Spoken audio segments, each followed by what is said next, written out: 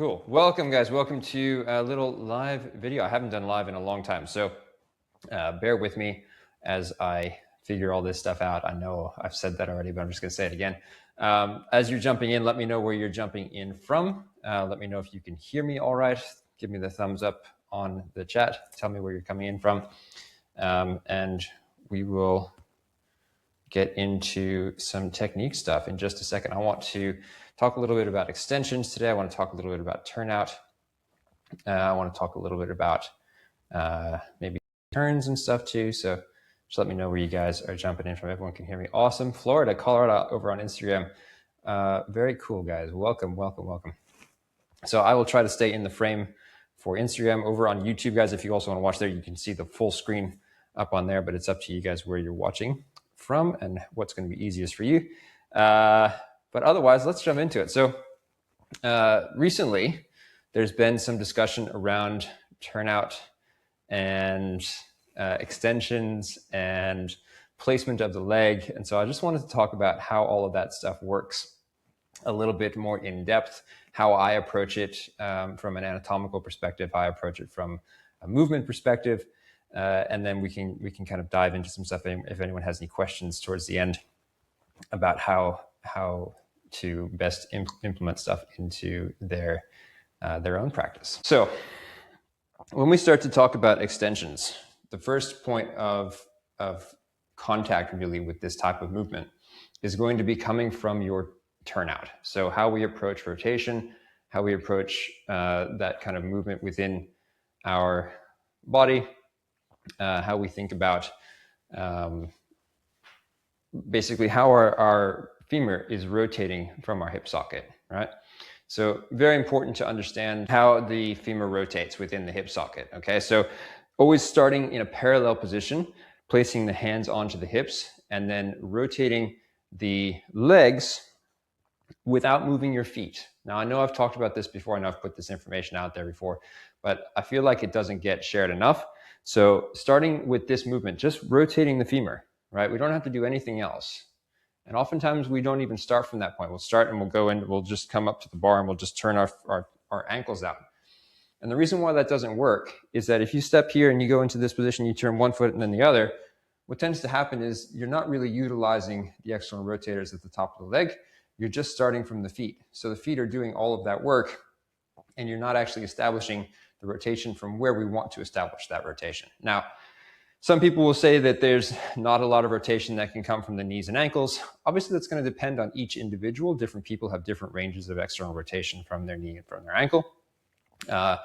We don't want the majority of it to be coming from there. We want it to be coming from the hips. So the way that we then establish this in a movement practice is we would work on that development first, and then you're going to want to place your heel that's closest to the bar, standing onto that leg first, and then rotating the other leg and placing yourself into your first position. Now, what this does is it allows you to maintain equal rotation on both sides. You're not wrenching your feet open.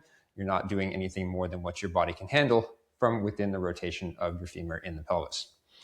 As you do that, you then want to work on developing the plie. So the plie is your next standpoint of development, because that's going to work on rotation with a bent knee.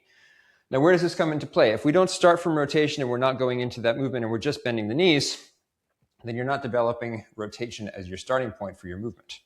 So what we want to do then, if we think about the coordination of how this relates to extensions, if your extension is coming from a developpé, then your developpé is going to come usually from retiré. And retiré is basically just the same alignment in the hip as we had in the plié. Now, the difference is that we don't have any connection to the floor, so we have to establish that strength and rotate already as we start to pick up the foot. So when we go into withdrawing that foot from the fifth position, we're not just, again, lifting the foot off the ground, we're rotating the leg so that the knee starts to come back. And then as we go into the développé, we're either moving the heel forward first to the front, rotating to keep that rotation within the hip socket as we lift to the side, or rotating knee open as we go to the back. If we work from that point of rotation, then the movement pattern of your développé is going to be more correct, right? You're going to find that you can access more rotation within your hip than potentially you even think you have, okay? Oftentimes we think that the external rotation of the femur, this is the same as moving from front to side. Almost everybody has the ability to stand in a parallel position and abduct in parallel directly out to the side. And so there's almost a false ideology that if we turn out here, that our leg can't go to the side, it has to kind of come to the front. Problem with that is that you're not thinking of your leg working in 3 dimensions. It's only working in 2. So the rotation of the leg is separate to the abduction of the leg. They're 2 different concepts. They're 2 different movement patterns. And we can do both at the same time. We can rotate and abduct at the same time. Now, how much rotation you have may be limited in abduction to the side. And what tends to happen then is people will say, okay, well, I want to get my heel forward, so I'll bring my leg more forward. You're not actually rotating the leg better. You're just moving it into a position where you can better access that range. So we want to develop the range and the strength within that range. If you guys have watched my videos before, you'll know that I'm all about developing range of movement, but strength through range of movement. So what's the difference between that, let's say, and getting into a split and being able to hold the split?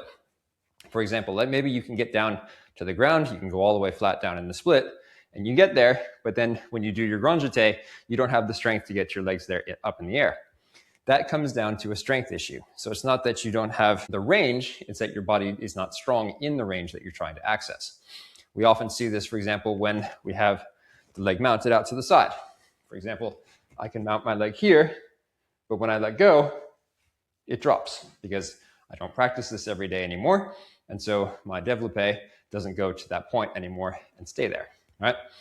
And if you test this yourself, you'll probably notice that you have the same thing happen as well, that you lose the height depending on how strong you are in that range of motion. So these are little things that you can think about. You can test your range of motion by lifting your leg up with your foot and make sure that you have that ability to hold it. If you don't have the ability to hold it, then we want to train eccentrically, okay? How do we train eccentrically? You're going to grab your foot, you're going to lift it up, and then you're going to try to resist gravity as gravity brings it back down. So as the leg goes up, you hold it there with your foot, you let go, you try to resist, and then you slowly lower that leg back down. What this does is it has you working within that range of motion, trying to control the leg as it lowers, and then it's also strengthening your muscles to hold in the range that your hand was able to get it there because your hip flexors and your quadriceps aren't strong enough to get your leg there to begin with, okay? So that's going to be the fastest way to help develop your extensions, and that's going to work to push that forward as you're trying to improve. Now, we can do an exercise where we put our leg up on the bar, and there's 2 keys to this exercise. When you put the leg up on the bar, to the front, to the side, to the back, what we want to maintain is as good alignment as possible. We also want to work on flexing the foot because as you flex your foot, it can be harder to maintain rotation when you point. So flexing the foot helps you to feel the rotators a little bit stronger. And then what you're going to do is once the leg is up on the bar, you're going to rotate into plié. So remember we talked about rotating into plié, again, maintaining and that rotation and then trying to, as you stretch, keep the rotation. You do that 10 times, you do that to the front, the side and the back. And then after you've done the pliés, you lift 10 times. So you're trying to maintain the rotation as you lift to the front, as you lift to the side, and as you lift to the back. All right, hip clicking is, so I had someone ask about hip clicking. I'm not a physical therapist. So what I would recommend if you are getting an excessive amount of hip clicking is go and speak to a physical therapist, see what's causing the hip clicking, potentially if there's any impingements or problems that are going on with the actual anatomy of the dancer. The other thing that could be happening is that the leg is internally rotating and then trying to externally rotate, internally, externally, internally, externally. So like if they're lifting their leg up and then it's going like that, that little drop of the femur into the acetabulum could be causing a rollover of the tendons and that clicking movement to happen, okay? So reducing any type of shift in the rotation of the femur as it goes up, trying to maintain equal rotation on both sides is going to help to reduce that. But again, checking obviously to make sure that there's nothing structurally going on that could be causing problems, all right? All right, well, that's your extension kind of overall breakdown. Something I wanted to talk about that I find very interesting, kind of bringing it back to pliés, is the plié in relation to jumps. So Oftentimes I'll go in and I'll be teaching a class and I'll give 2 demi-plie, 1 grand plie, as we're all used to seeing in a combination. And the dancers will kind of approach it and they'll go plie, stretch, grand plie, right? And there's no real intention behind how they're approaching that plie. And so what we want to actually be thinking about is the 2 demi-plie in relation to the jumps that we might be doing in center. So if you think about a sauté, you're going to plie, you're going to jump, and then you're going to land again. The point here is that what we're trying to do is we're trying to take our pliés at the bar and think of them the same way that we would if we were to jump. So when you go to the bar and you do your first plie, you're going to rotate, obviously, to start that plie. At the base of this plie, now you're trying to gather all the energy in your legs possible so that when you stretch up, you pull all that energy up, and then at the end, you release back down into the demi-plie, and that's your landing. So the control, and then stretch again, right? So it's like grab the energy up, and then plie and stretch. And we start this obviously with breath. So if we're here and we want to go into our first plie, we have to first breathe in, and that breath in expands the ribs, expands the arm, everything expands outwards. And then we plie, and then we stretch up, and we plie, and we expand. And that expansion then helps us with our jumps, right? And now if you think about, for example, let's say like glissade grand jeté. We go into the first glissade. I don't have a lot of space in this video, so the glissade is going to have that first expansion, the lift, glissade. And then as we come down, we're going to gather that energy from the bottom. And as the leg goes up into the air, that's what's going to take us and lift us up. So this expansion first, come down, and then expand up into that jump. It's going to help to develop your power for your jumps. So if we think about the bar work, and oftentimes we hear from kids like, oh, bar is so boring, I just want to get to the fun stuff. The bar is your center, right? What you do at the bar is everything that you're going to do later on in your classwork. And we have to establish the coordination and the breath work and the movement patterns at the bar correctly so that when you get into your center work, everything is naturally there. You don't have to fight for it later on, right? Because if you haven't developed the coordination, you haven't developed the right movement patterns, then you're going to get into the center. You're not going to breathe properly on the lift. You're not going to breathe properly in the plie. You're not going to gather energy, and everything's just going to kind of go splat, and your jumps are going to dissipate, all right? So very important to establish that coordination early on in your work and develop that as you're going, okay? How to get your knee in line with your foot when standing in turnout. Again, that comes from hip rotation. Look, if I go like this, and I have hyperextended knees, okay? So if I go like this and I rotate and my hip rotation is as much as I can possibly do right now, I have no pronation in my ankles. My knees are going to track as much over my toes as they possibly can. But from this angle, if I now stretch back up, as I stretch, because I have hyperextension, it looks like my knees stretch behind my hips, which for the average viewer, that's going to look like, oh, they're not turning out as much as they possibly could. Or their feet are too turned out for their knees.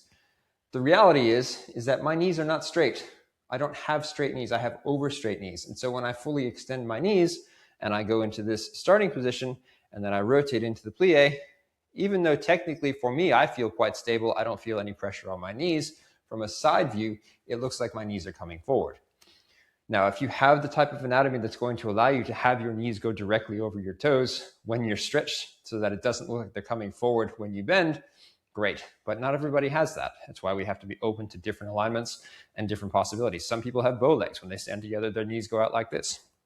And that's also something we have to develop some strength around how to work with that, right?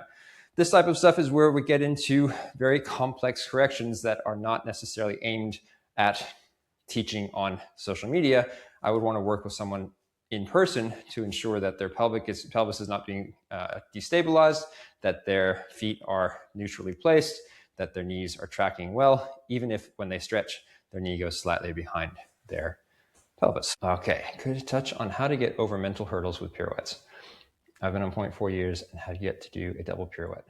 Yeah, best way, ladies, best way to get over the fear and the mental hurdle of doing pirouettes on point is to find a guy who can partner you well. Now, I know this sounds strange, But every dancer that I've ever worked with, every young dancer I've ever worked with that I have partnered in pirouettes has unlocked the ability to do the pirouette on point very quickly. Because it's like if you go to the bar, you have that bar there as your partner to support you. If you have someone behind you supporting you in the turn, teaching you what it's going to take to stand up on balance, putting you on your leg, that's going to help a lot to be able to do that turn very quickly. Now, if you think about it, in every sport that we look at, we have spotters. We have people that are there to help us through movements that are complex that we don't necessarily have the skill or the understanding coordination-wise to be able to get through. So the same kind of thing applies here. Basically, if someone is standing behind you and partnering you for a turn, they're your spotter. They're helping you to understand how to get through that pirouette.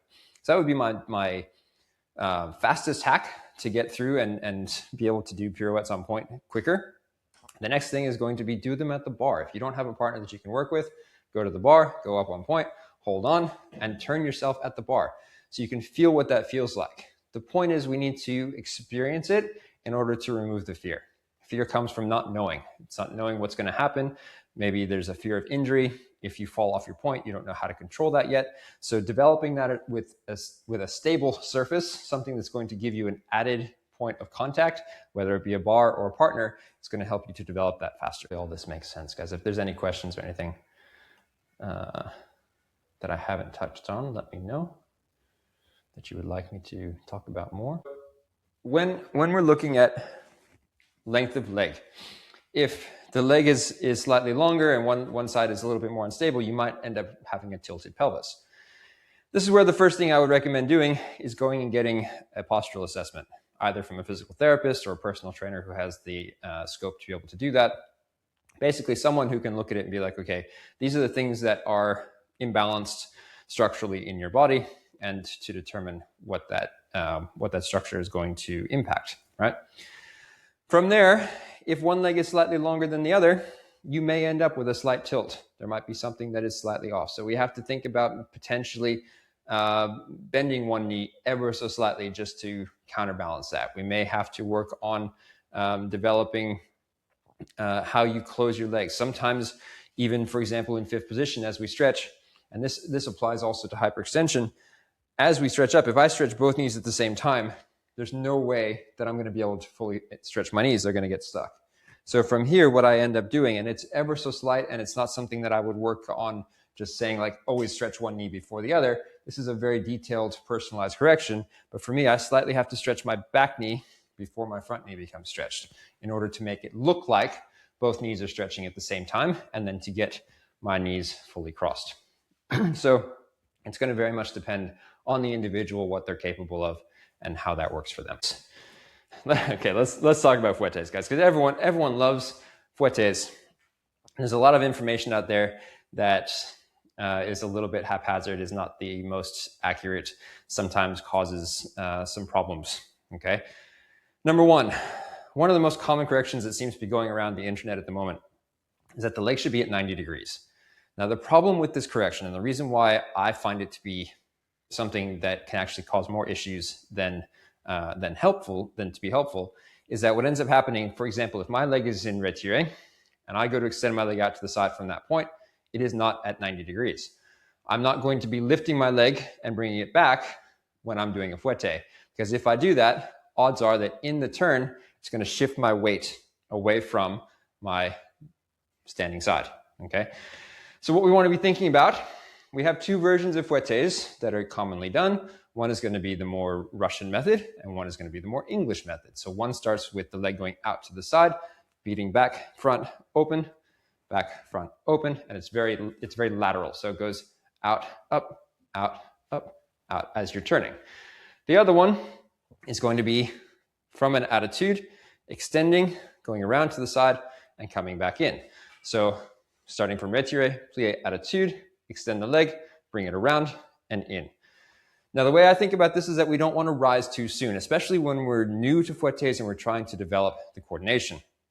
If we start in retiré, we've done our pirouette, we're going to plié. First of all, if I go to stretch my leg straight to the front, the odds are that I'm not going to be able to control the rotation are quite high. So my leg is probably going to go this way. As I then bring it side, I'm going to tilt. I'm going to bring my leg in and try to keep it there, but it's not going to work. So the better way to think about rotation is heel on top, through attitude, extend through écarté devant, all the way to the side. As you're bringing the leg from écarté to side, this standing knee is pushing more open. And then once you get there, you're going to pull your knee back as you start to turn, trying to get to the retiré by the time you get to your quarter turn. So from here, attitude, extend, knee around into the pirouette. That's the lower half of the body. We're not rising too soon. We're controlling. This is going around. And then as this leg stretches, this leg bends. And they work in opposition like pistons. From there, the upper body, you've done your pirouette, you plie. This arm from shoulder to elbow is going to align with this hip from hip to knee. And as this leg opens through the écarté, your arm extends, comes around to the second position. And then usually from here, it's going to go through allongé. And then the elbow is going to continue around. As your leg comes in, your other arm comes across. And that continues your force. How do we practice this? We go to the bar. We practice retiré, plie attitude, coordinate, in. And we develop that coordination. And then you come into the center and you practice that by doing pirouettes. So you pirouette, plie, fouetté, land. Once you can do pirouette, fouetté, land, then you add on another one, and then another one, and another one. And we slowly build and stack over time and progress that. That would be my main way to develop and improve your fouettes. I hope that makes sense, and I hope that helps. Also, let me know if you want me to do more lives like this. If you think that that would be helpful as far as information is concerned. I know they're a little bit more natural, like you can engage with me a bit more. It's not scripted. It's not me coming out and saying, do this, don't do that, right? It's how I would actually be teaching. I do just want to drop this in. If any of you guys are in Wellington, Sydney, Vancouver, Philippines, or anywhere else in the world that would like me to come, I'm running workshops over the next few months, 6 months, I think. My last one is in July in Vancouver. So if you want me to come and run a workshop where you are, let me know. Send me a private message and we'll see what we can work out. Or book into one of the workshops that I already have. There is space available still in all of them. I don't have adult workshops in every location, but I do have workshops in all of those locations. So let me know if you want to jump in, if you need me to send you the link to join in my workshops. I would be happy to do that as well. Just a little bit of promotion in there. How can you get rid of sickled feet and pirouettes? Okay, sickled feet. Guys, this is the best way to develop the, let's call it the aesthetic line of the foot so that we don't end up with sickled feet. Start with a flex foot on your ankle. Wrap your toes behind and do that over and over and over again. Then from there, extend your leg out to the front and try to maintain the line that you had when it was wrapped. So you're controlling that wrap and extend. Wrap. Now, as you come up, we want to think of the rotation happening in 3 points. So in the retiré, you want to think heel forward at the ankle. So there's rotation at the ankle.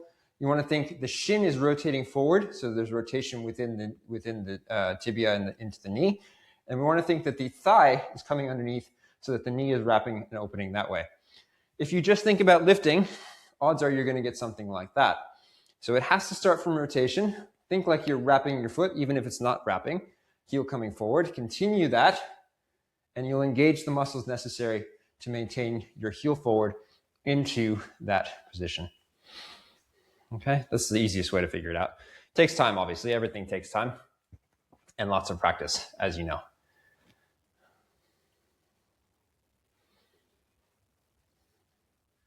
Spotting. Okay. Spotting. Look. Okay. So this. Let me like fully wrap this, and this will be the last thing I talk about today. When I go and do workshops, oftentimes I'll ask the students, where does your balance come from, right? And they'll say core. Like the first thing that jumps into the first thing that always flies out of their mouth, core. That's how I balance. And I say, okay, cool. Your core is definitely going to help, but put your hands on your hips, and then I say, stand on one foot, and then I say, close your eyes, and they start to wobble a little bit. And I say, okay, fully engage your core. And then I say, rise up. And they all fall over, right?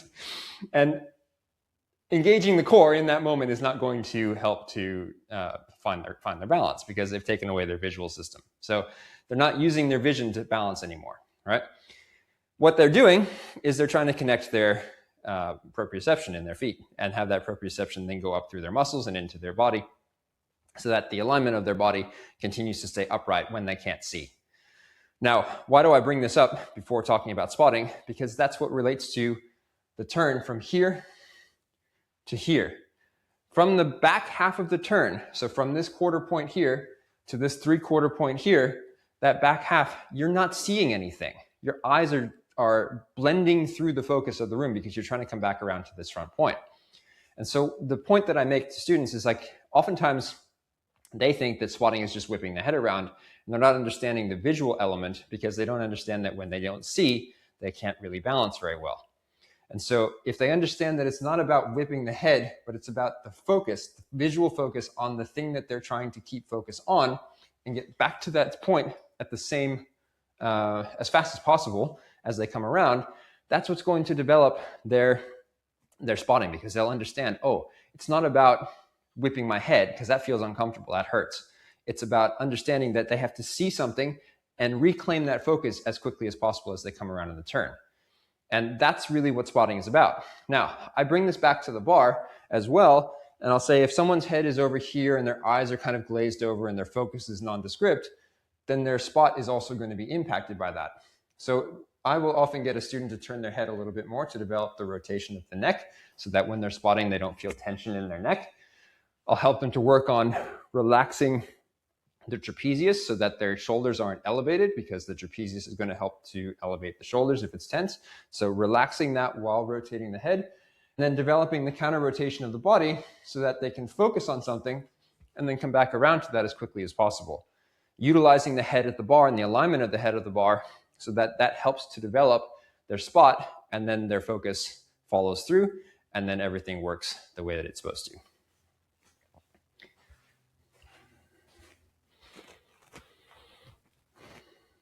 But yeah, if they're really struggling to find their spot and they're not understanding why they need to do it, get them to stand on one leg with their eyes closed, and they'll understand pretty quickly. All right, guys, I think we're gonna leave it there. I did have one question. Will I do these lives regularly?